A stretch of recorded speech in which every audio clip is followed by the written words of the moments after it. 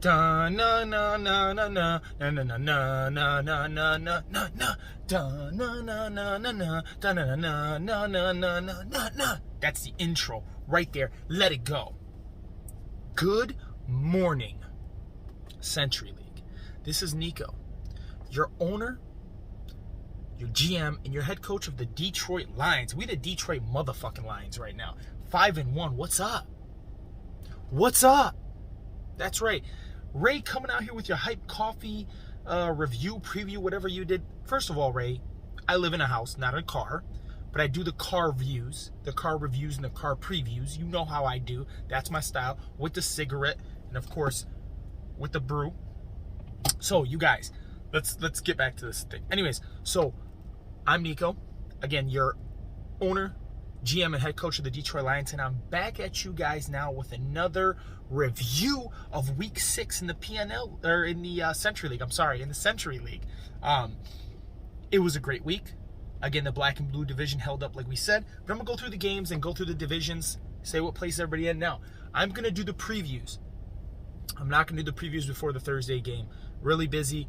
I got some stuff to do. Plus, the Thursday game doesn't even matter anyways. I'm going to do the previews, probably going to come out on Friday afternoon or Saturday. It's going to come out one of those 2 days, and it'll be the previews for Week 7, all right? So let's get this going. I know I was looking down in the last video.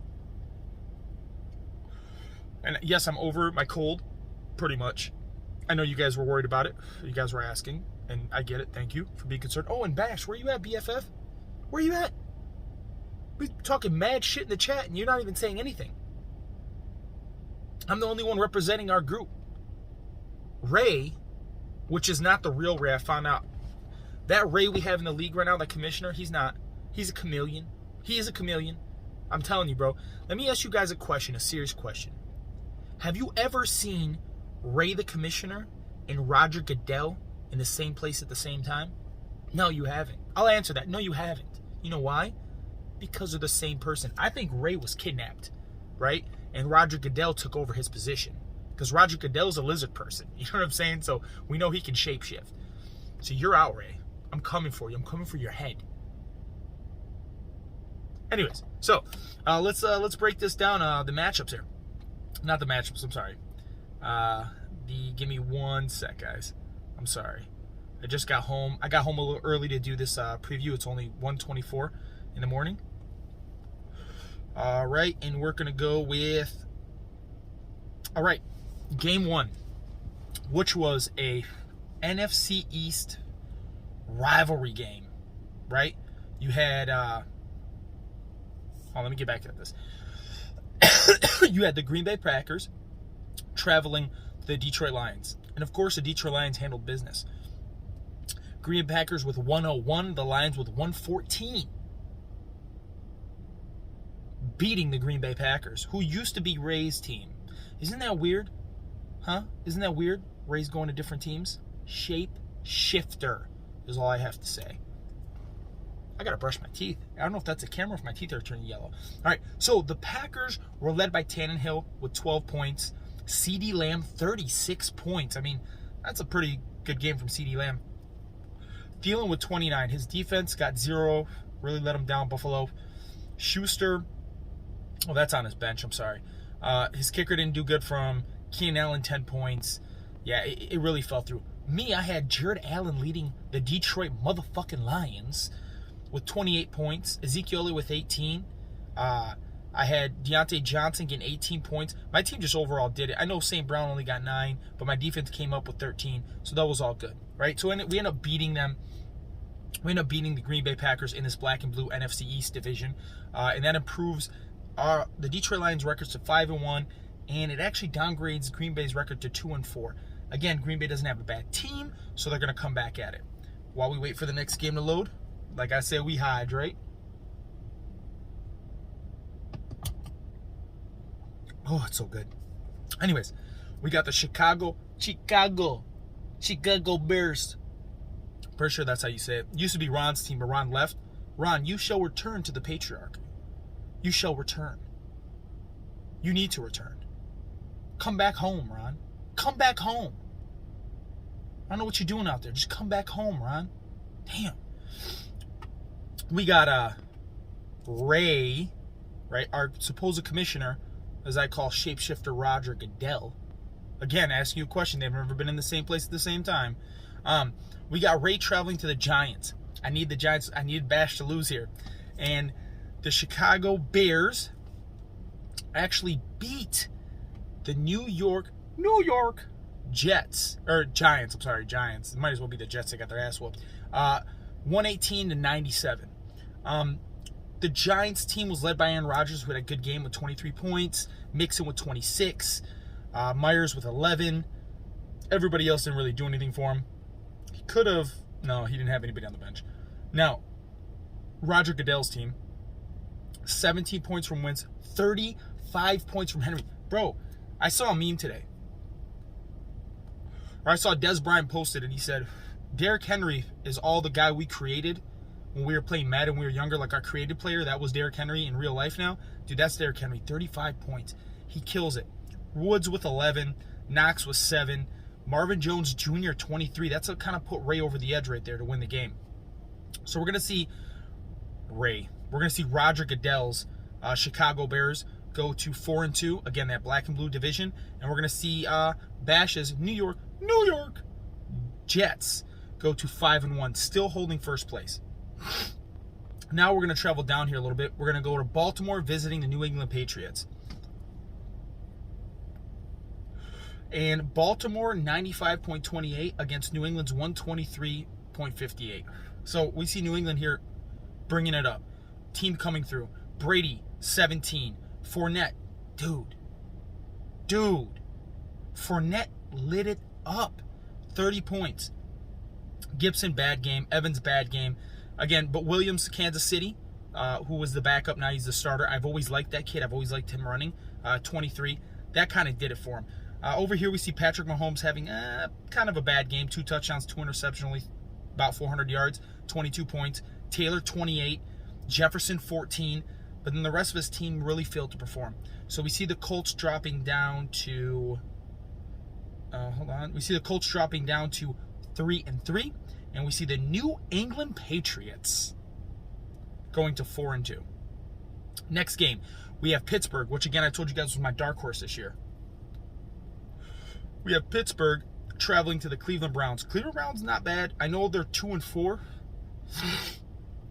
I don't think that really reflects their team that much. But whatever, it is what it is. We have Pittsburgh winning 133 to Cleveland's 107. Pittsburgh was led by Prescott, Swift with 17. I can't say that name, with 29 from Miami. Wheeler with 29. Moore didn't do so good, but still kept it up from 10. Fant with 24, still killing it. Jamar Chase, 13. On the other side, though, we have Stafford. Stafford didn't do bad for Cleveland. 25 points. Singletary, 9 points. Brown, 16, right? So you kind of saw he was making it competitive there. Kupp, only 10 points. Sutton, 23 points. It should have been a closer game. What really hit Cleveland really bad was that -2 points from his defense. Singletary only getting 9 points. I mean, his defense didn't do bad. He could have started Drake. Would have made the game close. He still would have lost, though. But he could have started Kenyon Drake. But we never think Kenyon Drake's going to do anything. Listen, Kenyon Drake is a bum. I don't care what you guys say. He moves from team to team because he's a bum. Kenyon Drake is a bum, bro. Again, he's better than us, but he's a bum. Anyways, we see the Pittsburgh Steelers improve to 4-2, and we see Cleveland Brown drops to 2-4. Now, Pittsburgh was talking mad shit in the chat, right? He's got to play a bunch of us in the black and blue division. I don't call it the NFC East, the black and blue division, right? And he was like, well, I'm going to have a hard time. And then he tried to say, well, I'm still going to come out with it. No, you're not. Bro, you'll get one win maybe if you're lucky. And it's going to be against probably Green Bay. Because Green Bay, you don't look like you're really playing a lot. You don't talk shit in the chat or nothing. Nobody's talking shit in the chat no more. What is wrong with you guys? All right, and then the next game we have is San Francisco traveling to the Dallas Cowboys. While we wait.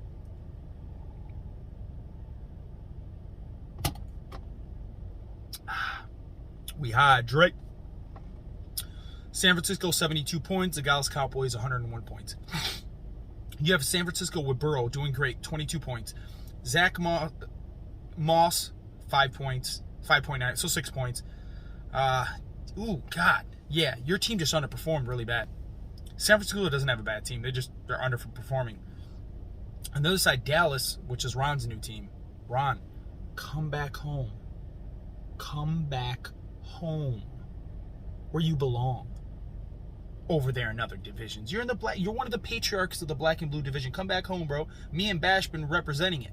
We had Ray, but now Ray's been kidnapped by Roger Goodell, and we got Roger Goodell running the league. We don't know what's going on. We don't know why that's happening. We don't know why that's happening. All right. Geno Smith with 10 points really underperformed. He had Collins with 16, though. He also had Cooper Kupp with 34. Cooper Kupp, MVP year this year so far, right? I'm not lying about it, right? MVP year so far. Okay? So, and we have his Arizona defense getting 14 points and his kicker getting 13 points.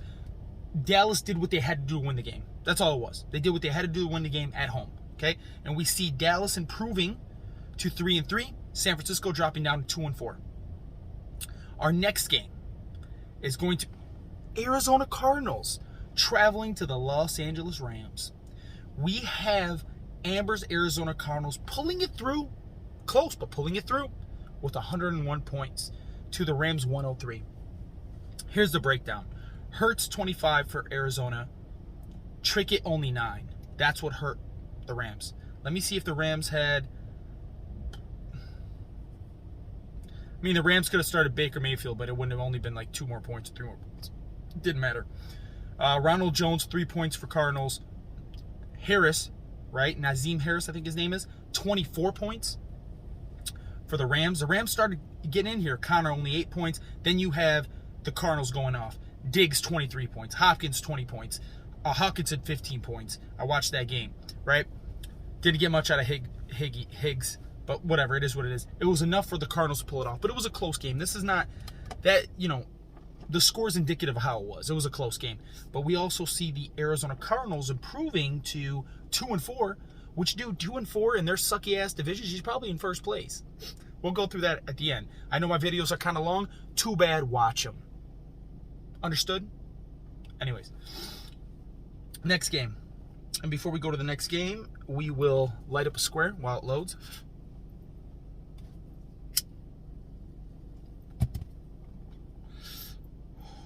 Anyways, all right. So the next game, we have the Denver Broncos traveling to the Oakland Raiders. I like the Oakland Raiders team last year. Haven't really kept track of Oakland Raiders team this year, so don't know exactly what their team format is doing.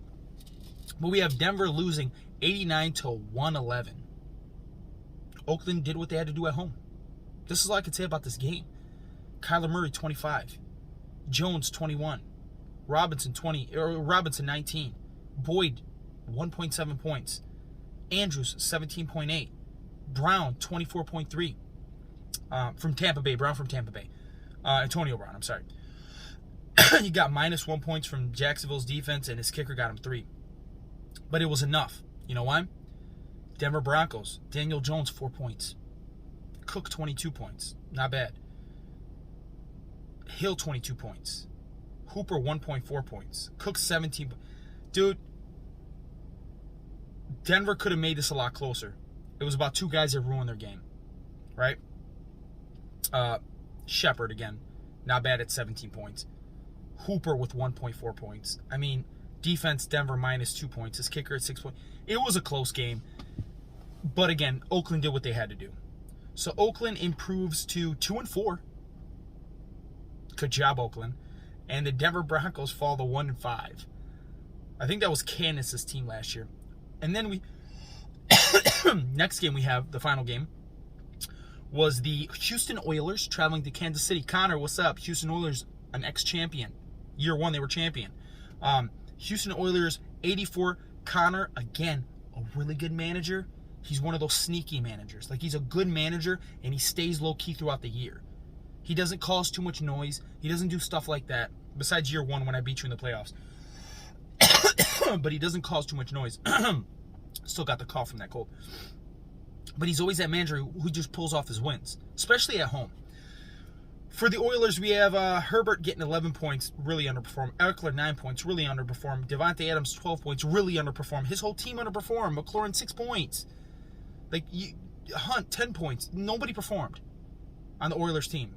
On the other hand, Kansas City, it was still a close game. His team didn't really perform either. It was actually Henderson that set it apart with a 20.7-point game. His quarterback, Lamar Jackson, 11 points. Hardman, 8 points. Smith, 5 points. Cook, 12 points. That's actually not that bad. And his defense, 7 points. Not that bad. 17 points. Really, it was his defense, Henderson, and Cook, I guess, that put him over the edge to win the game 84-96.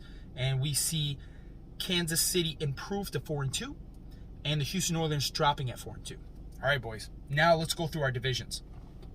All right? And while we wait for it to load, you know, we say we hedge, right?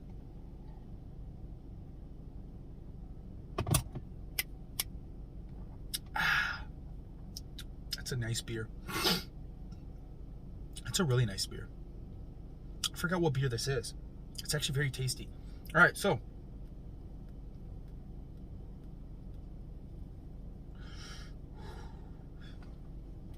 the number one division, the best division every year. And we have one of the championships, right? Oilers have one of the championships, which is the NFC West. And then we have the other one, which is the black and blue division, right? But again, we usually have more teams that make it to playoffs. Our teams usually have a better record and play a lot better. So, in the NFC East, we have the New York Giants in first place at 5-1. Then we have the Detroit Lions, the Detroit motherfucking Lions, at 5-1 in second place. It's just a point difference. Points forward, Bash has got 648, and I got 627. That's why he's in first place. The Bears, Roger Goodell's Bears, supposedly Ray Jennings. I know what you're doing, Roger. I know what you're doing. I know your globalist plan. Wherever Ray is, we're going to save him. Anyways, we got his team at 4-2, and then we got the Green Bay Packers team, Rob's team, at 2-4. Which, I'm not going to say like that for a long time. All right, let's travel to the AFC East. And I know this video is about 20 minutes. Shut up. Just watch it. Entertain yourself. AFC East, right? We have the Patriots at 4-2, Steelers at 4-2, Colts at 3-3, and the Browns at 2-4. That's shaping up again, like I said, to be a crazy division, right? Where there's going to be some good teams that might not make it from that division that could have done damage in the playoffs. But again, my dark horse is Pittsburgh. Pittsburgh's going to go through a hard time playing the black and blue division. I think he'll come out with one win.